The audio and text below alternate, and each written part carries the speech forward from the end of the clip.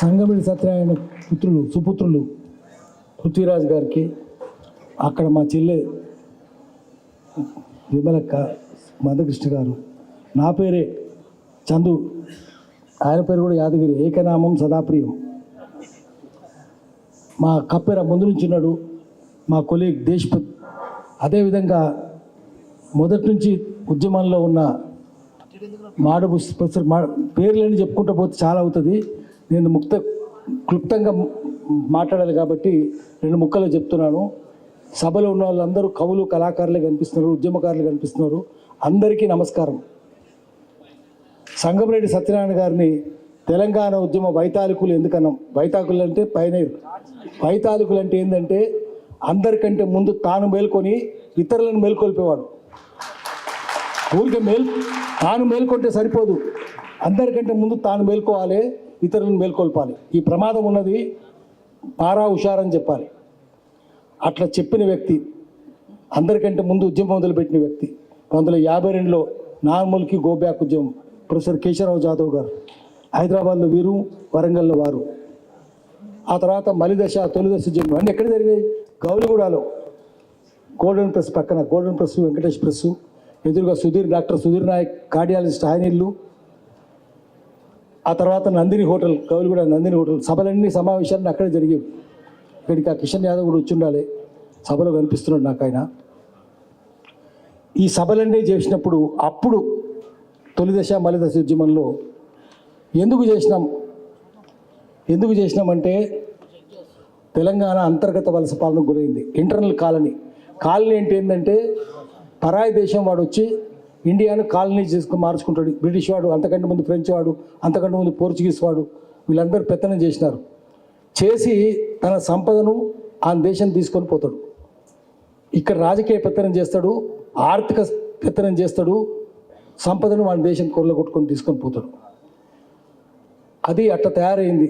నదులన్నీ 80% గోదావరి తెలంగాణలో పారుతున్నది, 70% కృష్ణా తెలంగాణలో పారుతున్నది. కానీ నీళ్లు తెలంగాణకు దక్కవు. తెలంగాణ బార్డర్లో ఆంధ్ర తెలంగాణ మొదలయ్యే ముందు అక్కడ కడతారు. మొరక తెలంగాణ ఉంటుంది, పారకం ఆంధ్రాలో ఉంటుంది. ఈ దోపిడిని అరికట్టాలి. మీరు 200 మీరు 100 మేము. ఏమైతే అసెంబ్లీలో ఏముంటుంది? In parliament only heads are counted, not brains. ప్రజల మెదడు ఆలోచించరు, మెదడు చూడరు, ఓన్లీ చేతులు లెక్క పెడతారు, తలకాయలే లెక్క పెడతారు. 200 వాళ్ళు ఉంటే 100. ఏమైంది? తెలంగాణ పర్మనెంట్ కాలనీ అయిపోయింది. అందుకని నిధులన్నీ అట్టే పోతున్నాయి, నియామకాలు అట్టే పోతున్నాయి, నీళ్ళన్నీ అట్టే పోతున్నాయి. తర్వాత తెలంగాణను ఇక్కడ తిని ఇక్కడ ఎక్కిరిస్తున్నారు, సినిమాలు తీస్తున్నారు ఎక్కిరిస్తూ. దీన్ని అంతా నిరసించాలి. అవమానాల నుంచి, అంతర్గత వలస పాలన నుంచి, దోపిడీ నుంచి తెలంగాణ విముక్తి చేయాలి. అందుకని ఆయన అందరికంటే ముందు మేల్కొన్నాడు, అందరినీ మేల్కొల్పిండు. అందుకని ఈరోజు మనం తలుచుకోవాలి, ఆయన గద్దర్తో కలిసి అనేక ఉద్యమాలు చేసింది. చుక్క సత్య, ఇక్కడ చుక్క రవి ఉన్నట్టు ఒగ్గు కళాకారులు ఉన్నారు. గద్దర్కు పాట నేర్పినప్పుడు గొంగడేసుకొని, గోసి కట్టుకొని, డోలు కొట్టుకుంటూ ఎట్టాడాలనో చుక్క సత్తయ్య నేర్పినప్పుడు పక్కనే కూర్చున్నాడు సంగమిరెడ్డి సత్యనారాయణ గారు. మేము అన్ని ఉద్యమాల్లో ఉన్నాం. 69లో మాది గౌలిగూడనే తోడుపోడు సంఘం మాది. ఆ తర్వాత అంటే పగలగొట్టుడు, తగలబెట్టుడే. ఆ తర్వాత మలిదశ ఉద్యమం మళ్ళీ అక్కడే మొదలుపెట్టినాం మేము అందరం కలిసి. కాబట్టి ఆయనతో సన్నిహిత సంబంధాలు ఉన్నందువల్ల నేను మాట్లాడుతున్నాను. అయితే తెలంగాణ వచ్చింది. ఆ రోజు ఆయన ఎప్పుడు చెప్పేవాడు, భౌగోళిక తెలంగాణ సరిపోదు. జయశంకర్ గారికి, సంగమిరెడ్డి సత్యనారాయణ గారికి భేదాభిప్రాయాలు ఏంటంటే ఆయన ఏదో ఒక తెలంగాణ రాని అనేవాడు. కానీ ప్రొఫెసర్ కేశవరావు జాదవ్ కానీ సంగమిరెడ్డి సత్యనారాయణ గారిని ఒప్పుకునేది కాదు. అది ప్రజాస్వామిక తెలంగాణ రావాలి, ప్రజల రాజ్యం ఉండాలి. భౌగోళిక ఏమవుతుంది? ఏమైంది చూసినాం కదా మనం. ఏమైంది? 10 ఏళ్ళు ఏమైంది? ఆ రోజు మనం ఇంకొకటి ఏంటంటే ప్రజల్ని చైతన్యవంతం చేయాలంటే కళాకారుల గొంతునే వాడాలి. పాలో ఫ్రేరే చెప్పినట్టు రాజకీయ ఆధిపత్యాన్ని రాజకీయ చైతన్యంతో ఎదిరించలేనప్పుడు ప్రజా సంస్కృతిని ఆయుధంగా మలుచుకోవాలన్నాడు ఆయన. Let us use popular culture as means. అదే చేసింది అన్ని చోట్ల. ఊరూరా ఎవరు పాటలు పాడింది? ఎవరు? మాలమాదిగలే కదా. వాళ్ళ దగ్గరనే ఉంది. 80% కళాకారులు మాలమాదిగలే ఉన్నారు. ఎందుకున్నారంటే అప్పుడు మాకు అనిపించింది వేదన నుంచి వేదం పుడుతుంది. కష్టాలు ఉన్నారు కదా వాళ్ళంతా, అంటరానితనంలో ఉన్నారు కదా, దోపిడీలో ఉన్నారు కదా. వేదన నుంచి వేదం పుడుతుంది, శోకం నుంచి శ్లోకం పుడుతుంది. అందుకనే వాళ్ళే ముందున్నారు, కళాకారులుగా దళితులే ఉన్నారు. అందుకని వాళ్ళని ముందు పెట్టాలనుకున్నాం. వాళ్ళందరితో చైతన్యం, ఊరూర చైతన్యం. పాల్ రోబ్సన్ సృష్టించడం. మా నలిగంటి శరత్ కూడా చెప్తుంటారు, పాల్ రోబ్సన్ నీగ్రో కవి. అమెరికాలో కూడా అందరికంటే గొప్ప కళాకారులు, గాయకులు నీగ్రోసే. వాళ్ళ తెల్లతోలు వాళ్ళు నల్లోళ్ళు నీగ్రోలు నిల్చుంటే, కళాకారులు నిల్చుంటే, తెల్లతోలు కళాకారులు వాళ్ళ ముఖాలు ఎత్తు కూడా ఉండరు నైపుణ్యంలో. పాల్ రోబ్సన్ పాడుకుంటూ పోతే ఎట్లా పాడేవాడు ఆయన. కచేరీ మొదలయ్యేటప్పుడు చెప్పేవాళ్ళు. ఈ సంగంరెడ్డి సత్యనారాయణ గారు మేము అన్ని చోట్ల చెప్పినాం. సత్యనారాయణ గారు కూడా పాల్ రోబ్సన్ తలుచుకునే వాళ్ళు. నల్గంటి శరత్ గుర్తుండి ఉంటుంది. పాల్ రోబ్సన్ సంగీత కచేరీ మొదలైతే ప్రకటన వచ్చేది, ladies and gentlemen, now the concert of Paul Robeson will begin.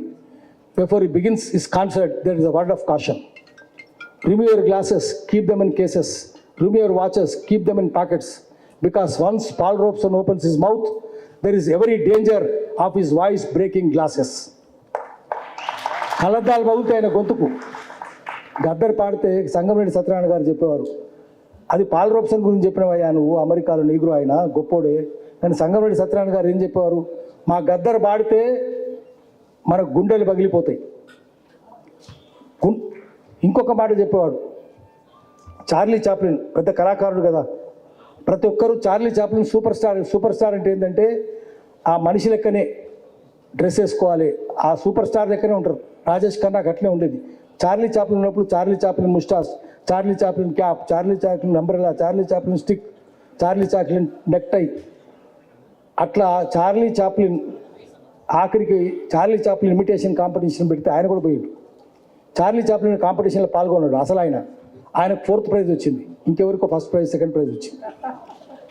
Gaddar తోటి మేము అది చెప్పేవాళ్ళం. సంగంరెడ్డి సత్యనారాయణ గారు కూడా చెప్పేవారు, గద్దర్ కనుక ఇమిటేషన్ కాంపిటీషన్లో పాల్గొంటే, ఎందుకంటే ప్రతి ఊరిలో ఒక 20 మందిని తయారు చేసిండు గద్దర్ లాగానే, గోషి గొంగడ వేసుకొని ఎగిరేళ్ళు పాటోళ్ళు. గద్దర్ కనుక ఆ కాంపిటీషన్లో పాల్గొంటే నీకు 5th ప్రైజ్ వస్తుంది అనేవాళ్ళు. అంతమందిని తయారు చేసిండు గద్దర్. ఇది తెలంగాణ సంస్కృతి ఔన్నత్యం. ఇది ఇట్లా కళాకారుల వల్లనే తెలంగాణ వచ్చింది. పృథ్వీరాజు కూడా వాళ్ళ ఫాదరు సంగంరెడ్డి సత్యనారాయణ ఎంత అద్భుతంగా పాడేవాళ్ళు. ఒక మాట చెప్పి ఆపేస్తాను నేను. ఆయన సంజీవరెడ్డి మామ పాడేంగే పాయిజామ ఎందుకు పాడిండు తెలిసిన, చక్రపాణి యాదవ్ కౌన్సిల్ చైర్మన్ సంజీవేతో కలిసి పనిచేసిండు. సంజీవే తమ్మునిలాగానే పెరిగిండు. ఆయనను సంజీవరెడ్డి, ఏసీ సుబ్బారెడ్డి, తర్వాత బ్రహ్మానంద రెడ్డి ఎట్లా అవమానించిందంటే అది విని చూసి రాసిన. తెలంగాణ ఉద్యమం అంశం కూడా ఉంది, దళిత ఉద్యమం కూడా ఉంది. ఆయన లోపలికి వెళ్తుంటే ఆయన తోసుకొని పోయేవాళ్ళు. ముఖ్యమంత్రి సంజీవయ్య తోసుకొని పోయి ఆయన కుర్చీ మీద కాలు పెట్టేవాళ్ళట. ఆయన రాకముందే పెట్టి, ఏంటి చూస్తున్నావేంటి, నీ కుర్చీ మీద కాలు పెట్టినామనా, నీ కుర్చీ మీద ఎడవ కాలు పెట్టినామనా, నీ కుర్చీకి మా కుడికాలు అర్హతుందా, అట్లా ఏడిపించినారు ఆయన. ఇది విని సంజీవరెడ్డి మామ పాడేంగే పాయిజామా అన్నాడు. అందరికీ కారణమా, దళితులు ఇంత ఘోరంగా అవమానించిన ఉండనిచ్చిన ఆయన పాపం సంజీవయ్యను తొలి ముఖ్యమంత్రి, మళ్ళీ ఎవరు ముఖ్యమంత్రి కాలేదు. అందుకనే ఆయన తలుచుకోవాలి. ఇప్పుడు మనం చేయవలసింది, ఆయన చెప్పిన భౌగోళిక తెలంగాణ మనకొద్దు, ప్రజాస్వామిక తెలంగాణ కావాలన్నాడు. అందరు దొంగలు ఎలక్ట్ అవుతుండ్రు. అప్పుడు ఇప్పుడు ఏమైనా మంచివాడు ఎలక్ట్ అవుతుండా?